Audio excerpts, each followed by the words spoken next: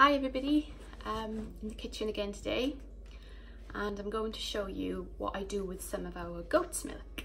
Now we've got enough for us to have for drinks, we've got enough for us to make cheese. Daisy produces a lot of milk for our family. So with the leftovers, I like to make some soap.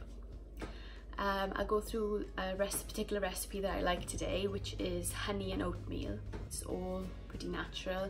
Obviously we need to use lye to create the soap. So for today's soap making, we need a few things. Okay, you're going to need a bowl to mix your oils and butters in, and a saucepan over which we will melt them on the oven. You'll need a jug to add your lye to your goat's milk, and a bowl to measure out your lye. Important, we need a pair of gloves because lye is quite caustic. We'll need a stick blender to help with the saponification. You'll need a variety of jugs depending on how many colours you're going to be using. You'll need a couple of measuring cups to pre-mix any colours that you're going to be using, a selection of spatulas and a mould. Okay, let's get cracking. First things first, let's pop our saucepan on the heat so we can melt our oils and butters. So the first step is to weigh out our oils and butters into a mixing bowl. Our first ingredient is tallow, beef tallow. So I need 150 grams of beef tallow. Now all of my recipes I pre-calculate using a calculator online.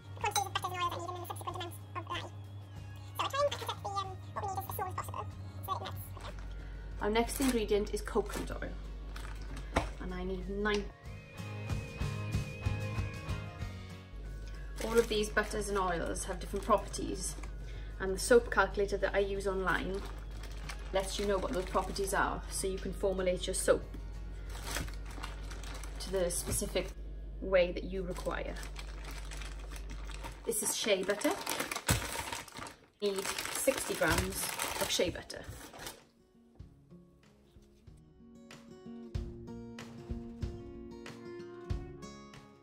Now onto my liquid oils.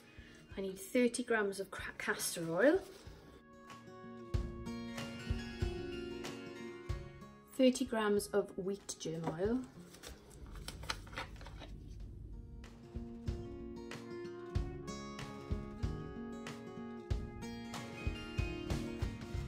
240 grams of olive oil.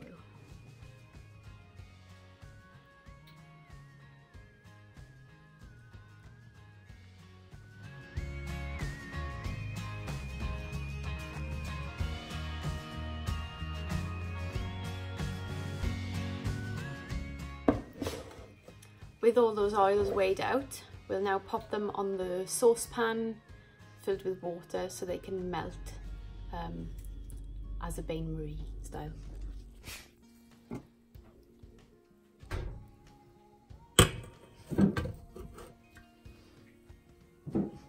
And just on a very low heat. Next we need to weigh out our lye. Now as I said, I use a calculator online to work out how much lye we need. I'll pop a link below to that calculator, it's very handy. So this recipe calls for 84 grams of lye. Very careful with this. Pull your sleeves down and wear goggles.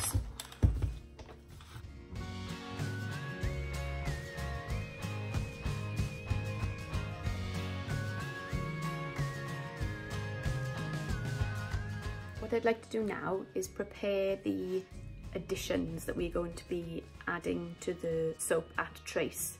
So these will be honey, oatmeal, goat's milk, shea butter and sodium lactate. So we need to prepare these now so we don't get caught out by the trace while we're mixing.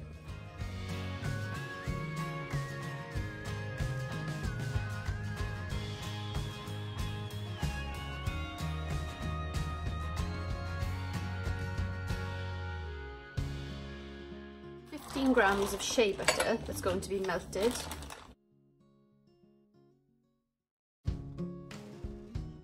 15 grams of honey.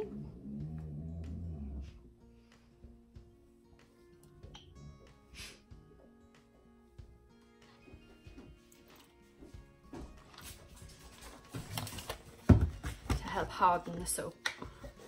You don't have to use this, but it certainly helps. I'm going to create a swirl pattern on this soap. So in order to make a contrast between swirl colours, I'm going to use a small amount of yellow, French yellow clay.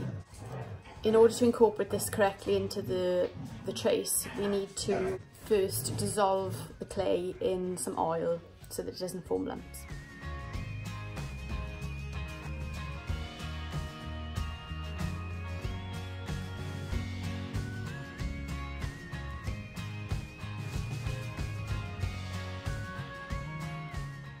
Okay, that's all of our ingredients. Don't worry if you didn't catch any. I'll write a list down below. So the next step is to add our lye to our goat's milk. Now, our goat's milk has to be frozen before we use it to make soap. The reason being, when you add lye to a liquid, it creates a lot of heat. Now, if we add lye, just liquid goat's milk, it will actually scorch it, burn it, and it won't smell very nice, and it won't look very nice either. So what we need to do is we need to freeze the goat's milk, add the lye to the frozen goat's milk so that it cools it as soon as it starts getting hot. I like to freeze my goat's milk in ice cubes so that we can easily measure out. I need 228 grams of goat's milk.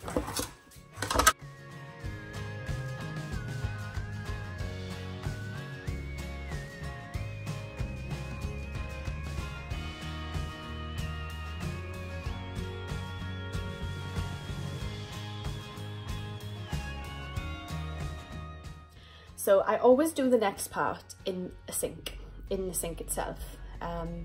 So it's the adding of the lye to the goat's milk. And it creates fumes. If you can, do it near an open window or outside. Wear goggles, wear gloves and long sleeves. I'm going to just add this a little bit at a time. At first you won't think anything is happening. But once that lye gets to work, it'll melt the ice cubes quite quickly. You can see the ice cubes just beginning to melt.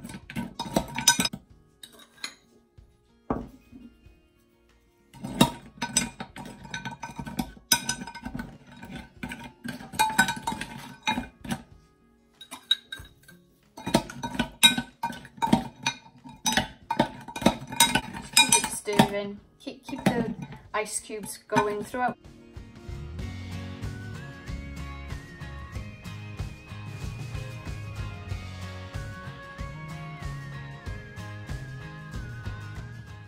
Excellent, we've managed to keep our colour. Ideally, we need the oils and the lye milk solution to be within 10 degrees of each other. Is 40 degrees, 42 degrees. Now our lye solution is 25 degrees. So we need to wait until the oils cool down a little bit. So when the oils and your milk lye mixture are within 10 degrees of each other, this is when we can add the lye mixture into the oils.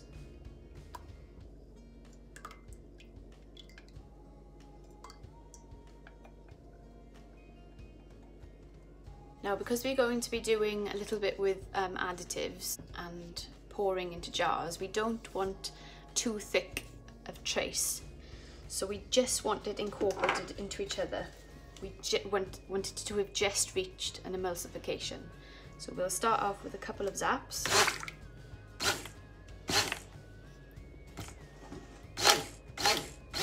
And stir, you can see it just coming together.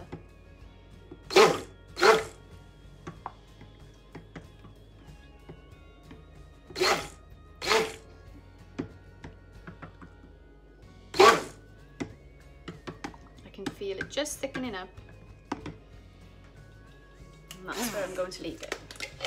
This is the point at which we need to add our oats sodium lactate and excess fats.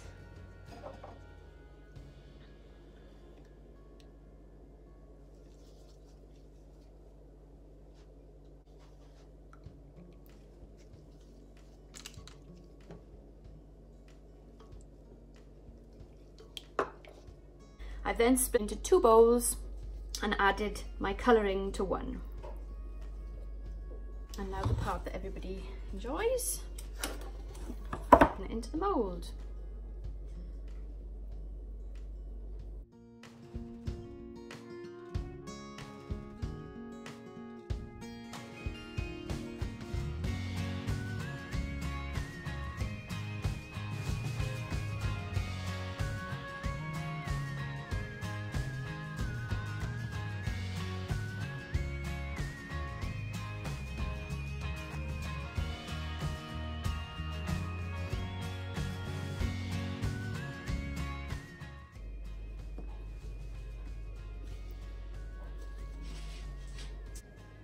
Next day, and I've pulled out the soap from the mould, and here it is.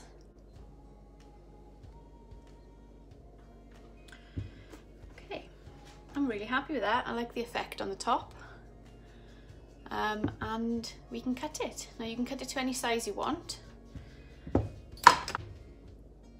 I just cut mine with a knife.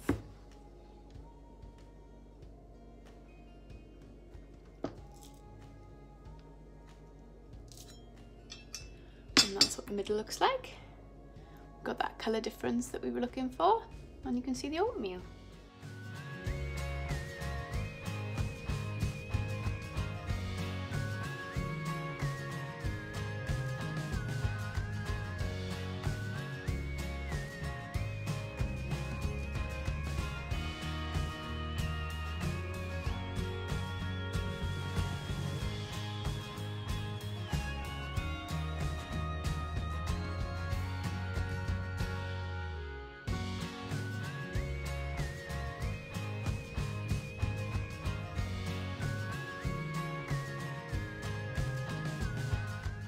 Goat's milk, oatmeal and honey soap.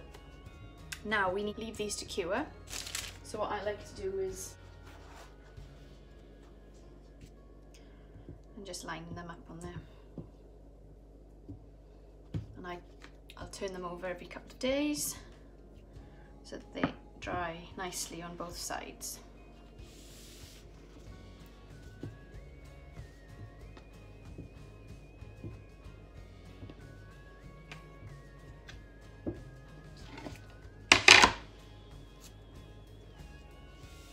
They should be good to use in 4 to 6 weeks. So thanks for joining me, and I'll catch you next time. Bye!